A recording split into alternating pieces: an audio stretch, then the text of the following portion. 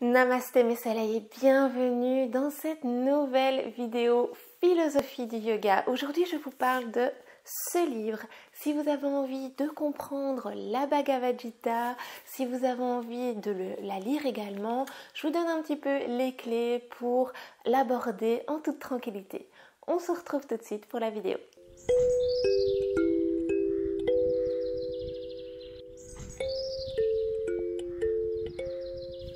Bienvenue à vous sur cette chaîne. Si c'est la première fois que vous passez par ici, je suis Fanny, je suis professeure de yoga. Aujourd'hui, je vous parle de philosophie du yoga. N'hésitez pas à vous abonner si vous aimez cette vidéo. Aujourd'hui, donc, je vous parle de la Bhagavad Gita, qui est une des sources du yoga les plus poétiques, peut-être même la plus poétique. Il s'agit d'un livre, donc Le Chant du Bienheureux. Ici, c'est une traduction de Stephen Mitchell, qui je trouve est fort bien faite, mais il y en a plein d'autres également. C'est une ressource assez importante du yoga. La Bhagavad Gita fait partie d'un tout beaucoup plus grand. C'est une œuvre, un petit moment suspendu au milieu d'une énorme épopée qui s'appelle le Mahabharata. Dans le Mahabharata, qu'est-ce que c'est que cette drôle de chose? C'est une histoire, une grande, très longue histoire qui oppose deux familles, une famille avec 5 frères qui viennent affronter en fait une autre famille qui ne sont autres que leurs cousins et qui eux ont une grande armée. Je vous la fais vraiment très courte. Je vous mettrai également les références d'un livre de Jean-Claude Carrière qui relate tout le Mahabharata en version condensée et vraiment très chouette à lire. Et donc, dans le Mahabharata, ces frères s'opposent à leurs cousins qui sont les grands méchants, qui vont détruire un petit peu le monde. La Bhagavad Gita est un long poème qui reprend un moment suspendu dans le Mahabharata. C'est un moment où Arjuna, l'un des 5 frères, un valeureux guerrier qui doit se mettre à combattre, commence à douter.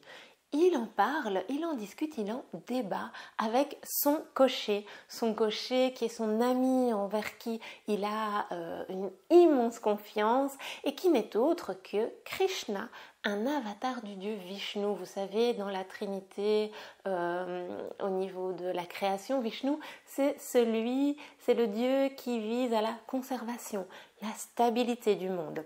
Donc ce n'est pas n'importe quoi qui se joue ici, c'est une métaphore de la conservation du monde, c'est aussi, vous le verrez, une métaphore de l'action désintéressée, ce dont on parle principalement dans la Bhagavad Gita. Et donc Arjuna, le combattant, est dans un moment de doute. Il se dit, mais attendez, je vais combattre contre mes cousins. Les personnes qui sont en face de moi sont des êtres humains qui aussi ont droit à la vie et qui plus est sont de ma famille. Est-ce que je fais vraiment bien d'aller combattre ces personnes-là? Et en fait, Krishna va lui faire comprendre à travers l'ensemble du livre, à travers en tout cas l'ensemble du poème qui est la Bhagavad Gita, qu'il n'a pas le choix, parce qu'en fait ce dont on parle ici, c'est la préservation du monde. S'il ne combat pas, quoi après? C'est un but un peu qui dépasse complètement les fruits qu'il pourrait obtenir, parce que Arjuna à un moment donné se dit, mais quoi, qu'est-ce que je vais obtenir à faire ça? Est-ce que je suis vraiment intéressée par les fruits qui seront les miens une fois que j'aurai du sang sur les mains? Il a vraiment peur de se mettre au combat, ce qui est vraiment un sentiment humain tout à fait naturel. On entre alors dans la notion même de karma yoga. Si on ne devait retenir qu'une seule notion, qu'un seul enseignement dans la Bhagavad Gita, ce serait celui-là, le karma yoga. Qu'est-ce que c'est le karma yoga? Le karma yoga, c'est l'une des formes du yoga, comme peut l'être par exemple le Raja Yoga, vous savez, ce yoga en 8 branches de Patanjali dont je vous ai déjà fait une vidéo par ici. Ou alors, une autre forme de yoga, c'est le Bhakti Yoga, ce yoga de la dévotion, où l'on dévoue tout notre amour à un dieu et ce sera notre pratique de yoga. Comme les choses sont bien faites, il y a un petit peu de chacun des yogas dans toutes les autres formes de yoga. Tout est dans tout. C'est pourquoi les limites sont parfois un peu floues.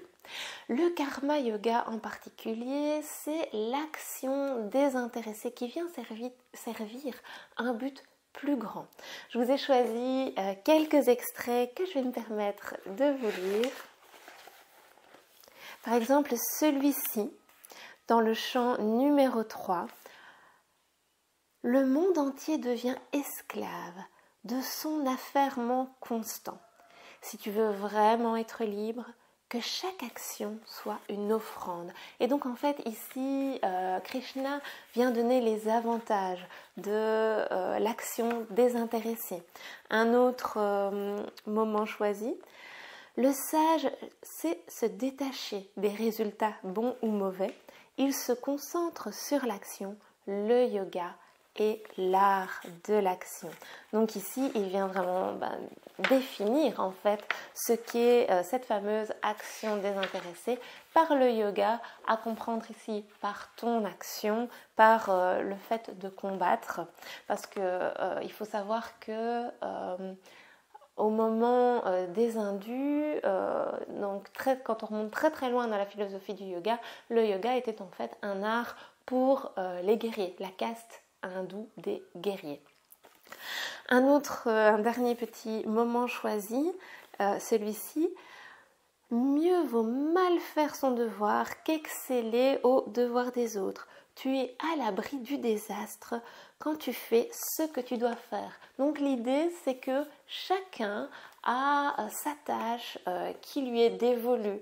Au niveau vraiment de la philosophie indienne, si vous connaissez un tout petit peu la philosophie indienne, vous savez peut-être que l'ordre indien est régi par des castes et qu'il est vraiment difficile, même encore aujourd'hui, de sortir de ces castes. Et donc c'est un petit peu aller faire respecter l'ordre divin et l'ordre aussi de la société que de rester à sa place. Et donc le karma yoga, c'est également ça, c'est de pouvoir accepter de rester à sa place et d'aimer la tâche qui nous est dévolue. Chercher peut-être notre sadhana, notre objectif de vie, notre mission aussi sur la terre, notre dharma, pour en faire vraiment notre karma yoga et respecter cette tâche aussi profondément que l'on puisse le faire, même si cette tâche est en fait une petite tâche quotidienne répétitive. Et donc le karma yoga, c'est effectuer une tâche tout en se dégageant des fruits de cette action, c'est-à-dire en effaçant complètement notre ego, en réalisant la tâche, mais pas pour soi, pas pour ce qu'elle va nous apporter, ni les lauriers, ni l'argent, ni la connaissance, véritablement la faire pour la donner au monde. Pour nous, actuellement, ici en Occident, on pourrait voir un petit peu le karma yoga comme le fait de réaliser une action un peu sociale. Typiquement, avec ce qui se passe en ce moment en Ukraine, eh bien, les Polonais qui ont accueilli tous les Ukrainiens à leurs frontières et qui n'étaient pas du tout obligés de le faire, qui n'ont pas recherché quoi que ce soit en retour, eh bien, eux, on pourrait imaginer qu'ils réalisaient un karma yoga. Dans notre quotidien, le karma yoga, ce sera tout ce que l'on va réaliser avec beaucoup de respect, un respect profond, même si la tâche est petite et rébarbative, et sans chercher à en obtenir quelques remerciements que ce soit. Ce qui est intéressant aussi avec le karma yoga, c'est que c'est pas forcément lié à une croyance ou à une religion, bien que, comme je vous l'ai dit tout à l'heure, tout est un peu lié dans la philosophie du yoga et beaucoup considéreront que cette action qu'ils réalisent avec un profond respect, avec une profonde connexion, leur permettra justement d'avoir un lien avec leur divinité, avec l'univers ou avec le tout. C'est donc cela que l'on demande à Arjuna dans ce livre, donc dans ce poème de la Bhagavad Gita, on lui demande de réaliser une action pas du tout pour lui, de la réaliser de façon désintéressée en ne cherchant aucun fruit suite à cette action, de la réaliser pour le bien commun et pas n'importe lequel ici puisque c'est pour la préservation du monde. C'est donc un enseignement vraiment tout en poésie qui est celui de la Bhagavad Gita. Je vous invite vraiment à vous en faire votre propre idée en lisant l'une des traductions, également peut-être en l'écoutant. Il existe des vidéos sur YouTube où vous pouvez écouter ce chant, mais je pense que c'est vraiment plus intéressant de vous en imprégner par vous-même en le lisant. C'est un enseignement rempli de poésie, rempli de métaphores également et de micro-petits enseignements qui pourront vous être bien utiles. C'est tout cela qui en font une œuvre puissante dans son enseignement, comme je le disais, mais également d'une grande beauté esthétique. Un dernier petit mot issu du chant numéro 8, la libération par le renoncement. Le Seigneur bienheureux dit: ce que signifie renoncer, ce n'est pas agir par désir. Ne rien attendre de ses actes pour les sages, c'est lâcher prise. Et donc, c'est là-dessus que je vais vous laisser pour cette vidéo, cette notion de lâcher prise.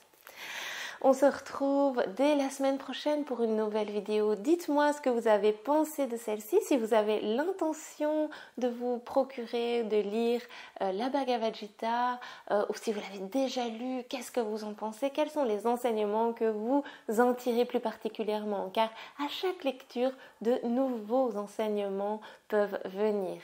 On se retrouve la semaine prochaine pour une nouvelle vidéo. Namasté.